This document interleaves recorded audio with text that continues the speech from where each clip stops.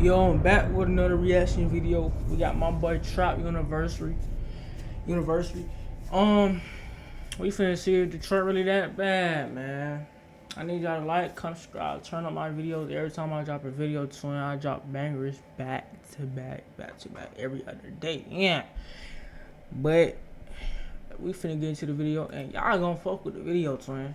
I'm telling you, I tell y'all this every video game. I promise you, you gon' fuck with the video game. I promise you will. But we finna get into the video. Let's get into it. Their bodies were found inside the abandoned apartment building in Highland Park. A triple shooting caught on camera. Police in Roseville are calling this driver a person of interest. Police would find the body of a woman in the bed of that truck. Whoa, what? When the entire city of Detroit burned to the ground, leaving behind only a fort, a warehouse, and a brick chimney, a Catholic priest stepped in to survey the remains, only to find that not a single resident of Detroit had died in the fire. Amazed, he uttered the words, "We hope for better things. It shall rise from the ashes." And this became the city motto of beautiful Detroit. When Henry Ford saw the so-called Paris of the West, he built his automobile empire here alongside Dodge and Chrysler. And this led to major developments in the economy and transportation. And once alcohol was outlawed in the United States, those Detroit boys made a fortune smuggling the firewater in from Canada. During the Second World War, Detroit was key in helping American production. And this led to hundreds of thousands of people from all backgrounds, including the South and Western Europe, coming into the city to work and benefit from this economic boom. But either way, having 60% of your economy all in one industry is like having all your eggs in one basket. When you drop that basket, you've lost everything.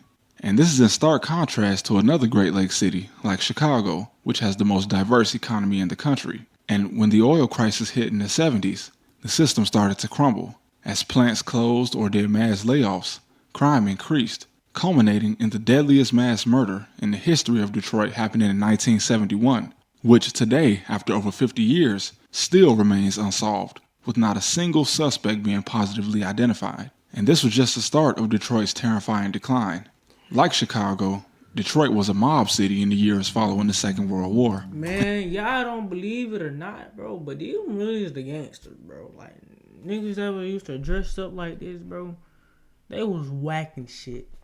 They was putting hits out on you. Like, you wouldn't even think of it for real. Like, nowadays, gang, you not finna look at no nigga like that dressed like this and be like, oh, he a gangster. Oh, he know how to. Nah, everybody gonna look at him like he a little bitch. Nah, boy, niggas like this, they the real niggas. Yeah. And it was the Zarelli family partnering with the Sicilian Mafia to become the main distributors of heroin before being severely weakened by a RICO indictment in 1996. And like most cities, the homicides peaked here from the 70s to the 90s, but still has not reached those same numbers. And more disturbingly, city officials noted that from then until the 2000s, about 65 to 70% of these murders were narcotics related. Now, by far the most popular musician in the past 30 years to come out of the city is Marshall Mathers, whose early music I can best describe as broken home music, and it's not hard to see why. And despite the drop in homicides in the 2010s, the rate at which you're likely to be murdered in Detroit only increased,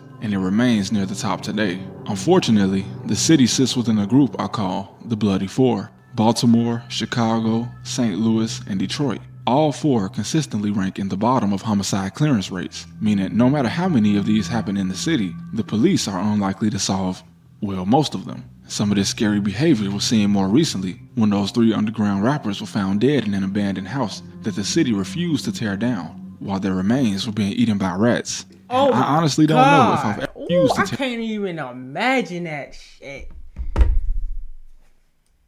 That shit sounds disgusting. While their remains were being eaten by rats. And I honestly don't know if I've ever spoken a more disturbing sentence, even talking about my home city of Chicago. That was too disturbing. And something else that I've never heard of that happens in Detroit that was historically a British and Canadian tradition is Devil's Night. Now, I know how scary Halloween can get in the city. Growing up in Chicago, it was a night where you were likely to see vans pull up on the side of you, slide the doors, and then there was a 50-50 chance of whether they upped a real gun or a paintball gun. Either way, you didn't wait to find out. It was a night of true fear in the most dangerous parts of the city, but of course not all of it. In Detroit, however, it appears to have become a night of arson. I've never heard of a night where people dedicate their time to setting fire to buildings. Now, Detroit people, these stats say that the tradition is dying out, so let me know the facts in the comments. Hopefully it is. Because even in Chicago, you're still more likely to get your house TP'd or shot at with a paintball gun than you are to get your building set on fire. And also taking a look at this gang map, if this is accurate, I have never seen such space between hoods in my entire life.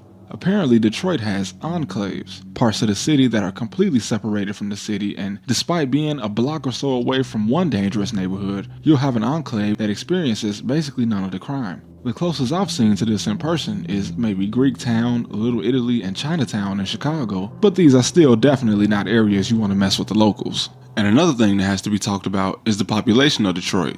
In just 10 years from 2000 to 2010, nearly 150,000 people left the city for good, and this has been a trend since the factory started closing in the 70s. To go from a population of 1.5 million in 1970 to about 640,000 in 2021 is staggering to say the least. It almost resembles that of a refugee crisis. But it seems like most people from Detroit just moved to Ann Arbor, Lansing, and even Chicago. True Midwest people never wanted to go too far from those Great Lakes. But this is not the whole of Detroit's story. The state of Michigan had a population boost in 2022, with Detroit leading the way, seeing about 11,000 people move to the city. And Detroit has been diversifying its economy for years now. Meyer opened his first superstore here, and Chase invested $50 million into affordable housing, job training, and entrepreneurship, with this number increasing to $200 million by the end of 2022. And one thing any working class city needs is young people. And the fact that you can see Ontario, Canada from Detroit, and the fact that the drinking age over there is 19 has attracted a lot of young people. 19 seems pretty young to drink. Say on God. Hold on, bro. I gotta look that up, bro.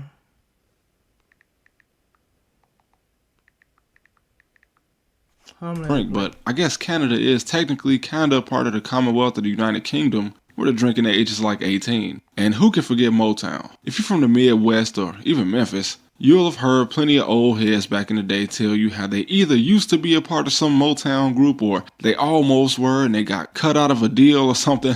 And I'm even related to... It say, wait.